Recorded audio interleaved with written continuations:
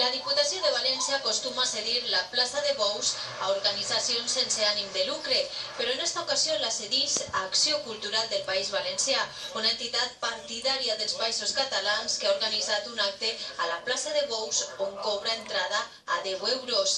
Esta organització s'estalviarà els 11.200 euros que costa el lloguer, però en canvi guanyarà quasi 100.000 en concepte d'entrades.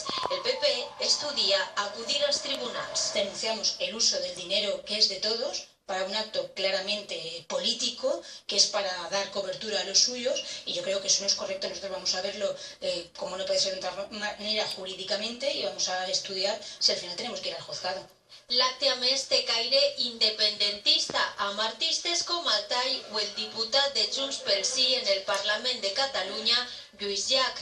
De fet, en el cartell oficial no apareix cap senyera, però sí diverses banderes catalanes. El PP avisa de les conseqüències d'atemptar contra les nostres senyes d'identitat.